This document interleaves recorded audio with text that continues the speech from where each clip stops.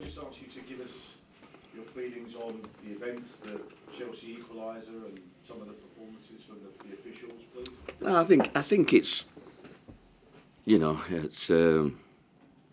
If anybody was in doubt before today, I think VAR has got to be the answer, hasn't it, to help them out, because they need help, don't they? Really, VAR would have sorted the goal out within seconds.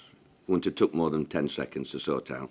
When somebody's, as I've just said there, we've worked on things for the last 3 weeks, and one of them's coming out at corner kicks and leaving a man in. And the lads have just said, "What do we do now, Gaffer? What's the point? You've got to hope that linesman can see it." It's soul destroying, really. Tonight is I can understand all the lads being down because we played so well. I was really proud today of everybody.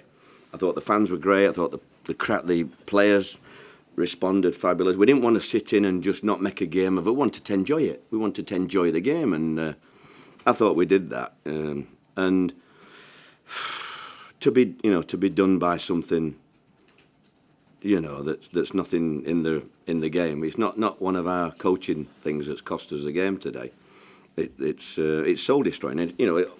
If I were Burnley fans, Southampton fans, Brighton fans, it'd be the best thing that could have ever happened today, because obviously it's knocked our lads down. As you'd expect, they're flat as a witch's whatever. Obviously, the goal was the worst decision, but it seemed to be quite a few things. Yeah, on another day, we've looked at penalty shout on Morrison in the first half, which we felt was a clear penalty looking it back, and think the TV pundit said the same. The second half, 53rd minute, Morrison again, Rudiger's pulled his shirt back, but the ref's in a really good position. So, it's almost like now, it's not a matter of who you play, it's actually who you get in the middle and who's got a flag. It's just as important. It's, it's all right making genuine mistakes, but at this level, that shouldn't happen, really. Not when you put so much into a game. And once again, on the top of everything that else has happened this season, it's just a sickener. It's hard to take, really. So I assume you also thought Rudiger should have been sent off? Yeah, I did. Yeah, I did. I thought Cesar was getting to the ball first. The ref said he wasn't sure. If he wasn't sure, he's got to go that way. Wasn't sure about the penalties. Wasn't sure about the second penalty. Couldn't have any influence on the...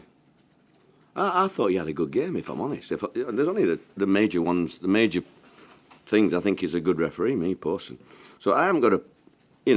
But, I mean, Mike Riley, I don't know what he does with these linesmen when you're looking, If you can't see something straight across from you, I honestly don't know what to say to my lads.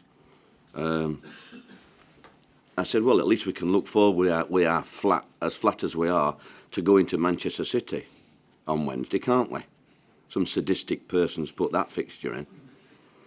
So, we'll have to just regroup. What did you do when you cooled down? Where have you been? What have you been doing? At press. TV, BBC TV, and Sky TV. And then I've seen the referee and linesman. Okay. You've not been in a room kicking the balls or anything like No, you don't do that at my age, bloody hell. I did that once at Macclesfield when I was Burton Albion manager. I kicked something on the floor what I thought was plastic, and it was one of them old shoe horns. Nearly broke my bloody toe.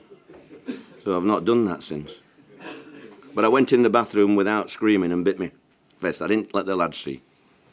What can you say to the officials after that? What did you say? What can you say? What did you say? You said you've spoken to the ref and the officials.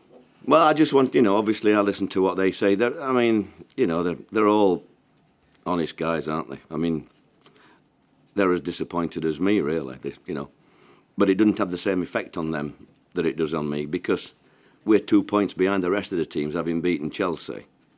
And it's a different ball game. It wasn't like it was a knee, it was like 2 yards. I know. He's saying that William blocked his view, but I said it wasn't like a 6 inches one where he might have just caught. Surely you could just, one side, either side, you should be able to see there is like 2 yards offside. Not like close. But what do? It's similar to when we played Watford. You know, we have the clearest penalty just before half-time. We're losing 1-0. Going at 1-1 and looking forward to a second half. He said the lads were down because we didn't get it and we got battered 5-1. Little things, we don't get major decisions, I'm afraid. And we just have to get on with it. Once again, we've had a major blow, kick in the teeth, and we've got to regroup and go again now. They say that, don't they, that decisions sort of normally even themselves out over the course of the season, but you obviously don't feel I'd like to see them, yeah. I wish I could show you a compilation. I'll do that in the summer. I've never seen a manager sort of walk onto the pitch and almost stare down.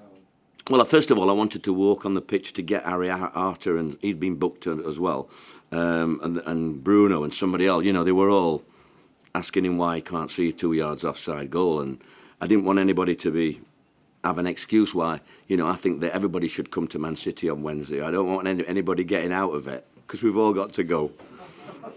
So I said to Harry, "Don't think you're going to get out of it." You know. But what was your thinking?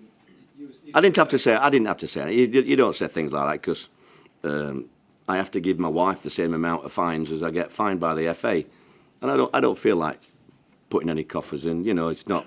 I just wanted to clap the crowd behind them, but they didn't seem to want to leave the pitch. They were scared of you. I don't. Well, I couldn't really go until they moved because I wanted to.